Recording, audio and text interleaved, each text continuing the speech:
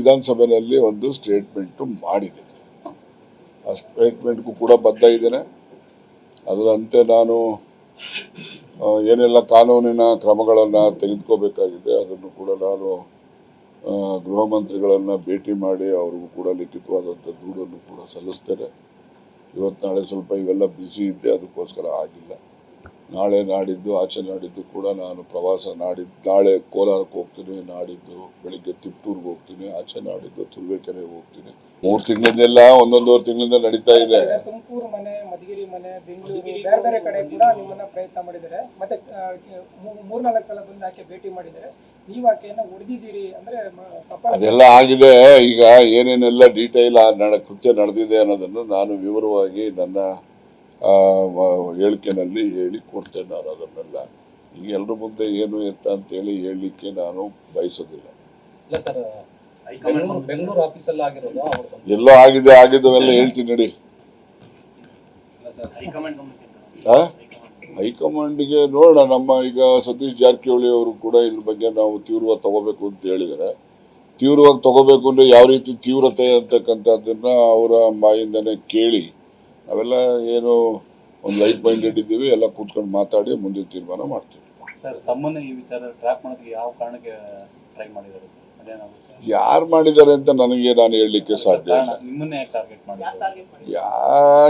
ಯಾರು ಟಾರ್ಗೆಟ್ ಮಾಡಿದ್ರು ಅಂತ ಈಗ ಸತೀಶ್ ಜಾರಕಿಹೊಳಿ ಅಂತ ಟಾರ್ಗೆಟ್ ಮಾಡಿದ್ರು.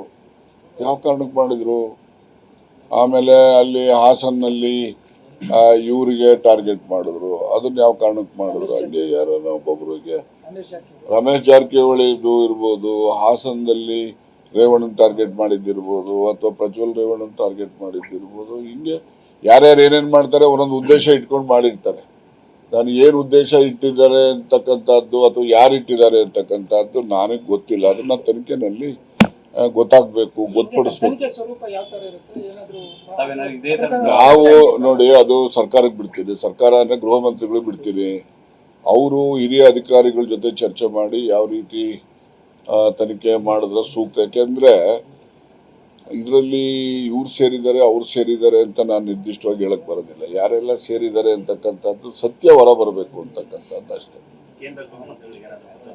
ಅವ್ರು ಯಾಕೆ ಬರೀತೀರಿ ಗೃಹ ಮಂತ್ರಿಗಳಿಗೆ? ಹೈಕಮಾಂಡ್ಗೆ ಯಾಕೆ ದೂರು ಕೊಡಬೇಕು? ಇದು ನಿಮ್ಮ ಪಕ್ಷದಲ್ಲಿ ಇರುವಂತ ಮುಖಂಡರು ಅಲ್ಲಪ್ಪ. ನಾಳೆ ಯಾವ್ದಾನ ಸಿಡಿ ಗಿಡಿ ತಗೊಂಡೋಗಿ ಹೈಕಮಾಂಡ್ ಕೊಟ್ರೆ ಮೊದ್ಲೇ ರಾಜಣ್ಣ ಹೇಳಿದ್ದಂತ ಗೊತ್ತಿರ್ಬೇಕಲ್ಲ ಅವ್ರಿಗೆ. ಅಲ್ಲ, ಪಕ್ಷದವರ ಮೇಲೆ ಏನಂತ ದೂರು ಕೊಡ್ತೀರಾ? ನಾನು ಯಾವುದೇ ರೀತಿಯ ಲೋಪ ಎಸಗಿಲ್ಲ. ನನ್ನ ಮೇಲೆ ಯಾವ್ದಾದ್ರು ಲೋಪ ಇದೆ ಅಂತ ದೂರು ಬಂದ್ರೆ ಅದನ್ನ ನೀವು ನಂಬಾರ್ದು. ನಂಬೋದಕ್ಕಿಂತ ಮುಂಚಿತವಾಗಿ ನನಗೊಂದು ಅವಕಾಶ ಕೊಟ್ಟು ನನ್ನ ಎಕ್ಸ್ಪ್ಲನೇಷನ್ ಕೇಳಬೇಕು. ಇವೆಲ್ಲ ಇರ್ತವೆ. ಇವೆಲ್ಲ DK ಸರ್ ಒಂದು ಮಾತು ಹೇಳಿದ್ದಾರೆ, ಆ ಕಡೆಯಿಂದ ಹಲೋ ಅಂದಾಗ ಈ ಕಡೆಯಿಂದ ಹಲೋ ಅಂದ್ರೆ ಮಾತ್ರ ಮುಂದೆ ಹೋಗುತ್ತೆ, ಇಲ್ಲದ್ರೆ ಮುಂದೆ ಹೋಗಲ್ಲ. ಅದು ಹೌದಾ? ರೀತಿ ಮಾತಾಡಿದ್ದಾರೆ. ಅದು ನನಗೆ ಗೊತ್ತಿಲ್ಲ. ಅವ್ರವ್ರ ಅನುಭವ ಅವ್ರು ಹೇಳಿರ್ತಾರೆ. ಅಲ್ಲ, ಯಾರು ಹಳ್ಳ ತೋಡಿದ್ರು ನೋಡ್ರಿ, ನನಗೆ ಕೇಳಿ, ಯಾವತ್ತೂ ಕೂಡ ನಾನು ಯಾರಿಗೂ ಕೆಟ್ಟದನ್ನು ಬಯಸೋನಲ್ಲ. ಯಾರೆಲ್ಲ ನನಗೆ ಕೆಟ್ಟದ್ದು ಬಯಸ್ತಾರೋ ಅವ್ರು ಯಾರು ಉದ್ಧಾರನೂ ಆಗಿಲ್ಲ. ಇದುವರೆಗೂ ಒಂದು 100 ಉದಾಹರಣೆಗಳನ್ನ ಕೊಡಬಲ್ಲೆ. ಅದರಿಂದ ಯಾರ್ಯಾರು ಏನೇನು ಮಾಡ್ತಾರೆ ಅವ್ರವರೇ ಅನುಭವಿಸ್ತಾರೆ. ನನಗೇನು ಕೆಟ್ಟದ್ದು ಮಾಡೋದು ಯಾರಿಗಾದ್ರು ಅಂತೇಳಿ ನನಗೇನು ಅವಶ್ಯಕತೆ ಇಲ್ಲ. ಅವನಿಗೆ ಕೆಟ್ಟದ್ದು ಮಾಡೋದು ನನಗೆ ಬರೋದೇನಿರ್ತದೆ. ಅದರಿಂದ ನನಗೆ ಯಾರನ್ನ ಕೆಟ್ಟದ್ದು ಮಾಡಿದ್ರು ಅವ್ರಿಗೂ ಏನು ಅನುಕೂಲ ಆಗಲ್ಲ. ಅವರಿಗೆ ಅದರದ್ದು ಬೂಮ್ರಂಗ್ ಆಗ್ತದೆ. ಇದು ನನ್ನ ನಂಬಿಕೆ ಇರೋದು. ಏನಿಲ್ಲ ರೀ, ಯಾರಿಗಾದ್ರೂ ಕೊಟ್ಟು ಮಾಡಿಸ್ಲಿ. ಯಾರೆಲ್ಲ ಸೇರಿದ್ದಾರೆ ಇದು ನಮಗೆ ಆದಂತ ರೀತಿ ಬೇರೆಯವ್ರಿಗೆ ಆಗಬಾರ್ದು. ಮುಂದೆ ಸಾರ್ವಜನಿಕ ಜೀವನದಲ್ಲಿ ಈಗ ನಾವೆಲ್ಲ ಇಲ್ಲಿ ಬೆಳಿಬೇಕು ಅಂತೇಳಿ ನಾವು ಏಕ್ದಮ್ ಬೆಳೆದು ಬಂದಿಲ್ಲ. ಯಾವುದೇ ರಾಜಕೀಯ ಹಿನ್ನೆಲೆ ಇಲ್ಲದೇ ನಾವು ಇವತ್ತು ಜನರ ವಿಶ್ವಾಸ ಗಳಿಸ್ಬೇಕು ಅಂದ್ರೆ ನಾವು ಜನಪರವಾಗಿ ಹೋರಾಟ ಮಾಡಿದ ಹಿನ್ನೆಲೆಯಲ್ಲಿ ಜನ ನಮ್ಮನ್ನ ಇಲ್ಲಿನವರೆಗೂ ಬೆಳೆಸಿದ್ದಾರೆ.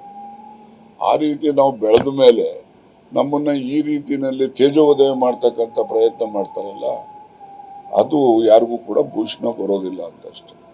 ನಾನು ಈಗಾಗಲೇ ಹೇಳಿದ್ದೀನಿ, ನನಗೆ ಯಾರೆಲ್ಲ ಕೆಟ್ಟದ್ದು ಮಾಡ್ತಾರೆ, ಮಾಟ ಮಾಡಿಸೋದು, ಮಂತ್ರ ಮಾಡಿಸೋದು, ಈ ಮನೆಗೆ ತಗೊಂಬಂದು ಅರ್ಶಿಣದ ಹೂವು ಇದನ್ನ ಹಾಕೋದು, ನಿಂಬೆ ಹಣ್ಣು ಹಾಕೋದು, ಮಳೆ ಹಾಕೋದು, ತೆಂಗಿನಕಾಯಿ ಹಾಕೋದು, ಎಲ್ಲ ಮಾಡ್ತಾರೆ. ಅದಕ್ಕೆಲ್ಲ ನಾನು ನಂಬಿಕೆ ಅಲ್ಲ ಏನಿಲ್ಲ. MLC ಅವರಿಗೆ ಈ ರೀತಿಯ ಪ್ರಯತ್ನ ಆಗಿದೆ. ಅವ್ರಿಗೇನ್ ಪ್ರಯತ್ನ ಆಗಿದೆ ಅವ್ರನ್ನ ಕೇಳ್ಬೇಕು. ಅವ್ರದ್ದು ಏನಾಗಿದೆ ಅಂತ ನಾನು ಹೇಳಕ್ಕಾಗ್ತದ? ನಂದೇನಿದೆ ನಾನು ಹೇಳ್ಬೋದು. ಸರ್, ಈಗ ಸರ್ಕಾರದಲ್ಲಿ ಅಧಿಕಾರದಲ್ಲಿದ್ದು ಪ್ರಭಾವಿ ಸಚಿವರುಗಳೆಲ್ಲ ಇದ್ರು ಕೂಡ ನಿಮ್ಮಲ್ಲಿ ಈ ತರ ಆಗ್ತಿದೆ ಅಂತಂದ್ರೆ ಸೊ ಪ್ರಭಾವಿಗಳೇ ಇದರಿಂದ ಪ್ರಭಾವಿ ಆಯ್ತಪ್ಪ, ಈಗ ರಮೇಶ್ ಜಾರಕಿಹೊಳಿ ಮಂತ್ರಿ ಇದ್ನಪ್ಪ, ಅವನಿಗೆ ಪ್ರಭಾವ ಇರ್ಲಿಲ್ವಾ?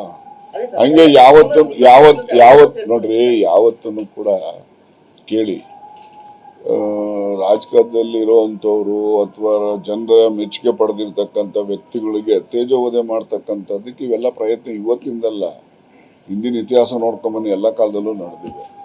ಅದೇನು ಹೊಸದೇನಲ್ಲ. ಆದರೆ ನನ್ನ ಆಗ್ರಹ ಏನಪ್ಪ ಅಂದರೆ, ಯಾರು ಇದರಲ್ಲಿ ಇನ್ವಾಲ್ವ್ ಆಗ್ತಾರೆ, ಯಾರೇ ಇರಲಿ, ನಾನೇ ಆಗಲಿ ಇನ್ನೊಬ್ಬನೇ ಆಗಲಿ ಯಾರೇ ಆಗಲಿ, ಯಾರಿದ್ರಲ್ಲಿ ಭಾಗಿಯಾಗ್ತಾರೆ ಅವ್ರಿಗೆ ಪತ್ತೆ ಮಾಡ್ತಕ್ಕಂಥದ್ದು, ಅವ್ರಿಗೆ ಶಿಕ್ಷೆ ಕೊಡಿ ಅಂತ ನಾನೇನು ಒತ್ತಾಯ ಅಲ್ಲ.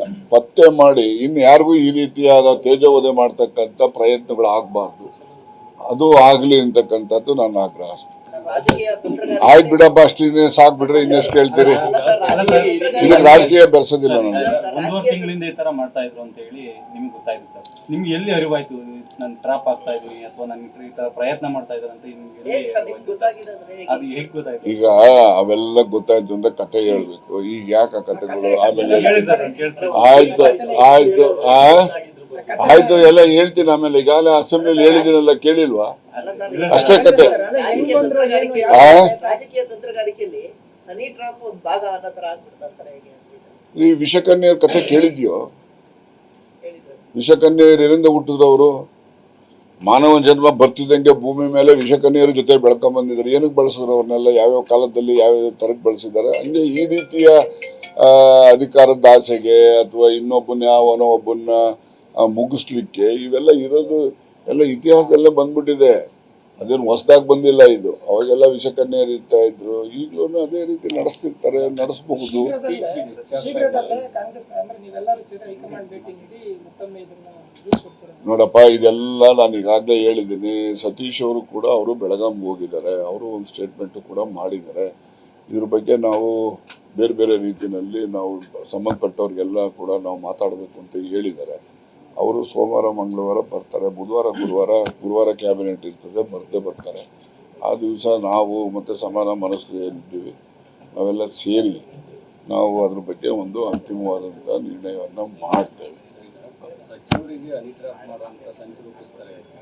ಇಂಟೆಲಿಜೆನ್ಸ್ ಏನು ಮಾಡ್ತಾರೆ ಸರ್? ಅದು ಫೇಲ್ಯೂರ್ ಅಂತ ನಾನು ಹೇಳೋದಿಲ್ಲ. ಏನು ಇಂಟೆಲಿಜೆನ್ಸ್ನವರು ಏನು ಆಕಾಶದಿಂದ ಬಂದು ಇಳಿದಿರ್ತಾರೆ ಅಂದರೆ ಅವರು ನಮ್ಮಂಗೆ ಅಲ್ವೇನ್ರಿ? ಮನುಷ್ಯಲ್ವೇನ್ರಿ? ಸಣ್ಣ ಮಾಹಿತಿನ ಯಾರಿಗೆ? ಇಂಟೆಲಿಜೆನ್ಸ್ನವ್ರಿಗೆ? ಈಗ ದೇಶದಲ್ಲಿ ಪುಲ್ವಾಮಾ ಬ್ಲಾಸ್ಟ್ ಮಾಡಿದ್ರಪ್ಪ, ದೇಶದ ಇಂಟೆಲಿಜೆನ್ಸ್ಗಿನ್ನ ನಮ್ಮ ರಾಜ್ಯದ ಇಂಟೆಲಿಜೆನ್ಸ್ ಹೆಂಗಿದೆ? ಮತ್ತು ಅವ್ರಿಗೆ ಯಾಕೆ ಗೊತ್ತಾಗಲಿಲ್ಲ? ಹಂಗೆ ಅಲ್ಲಿ ಇಲ್ಲಿ ಒಂದೊಂದು ಲೋಪಗಳು ಇರ್ತವೆ. ಅದನ್ನು ನಾವು ಲೋಪ ಅಂತ ಹೇಳೋಕ್ಕಾಗೋದಿಲ್ಲ.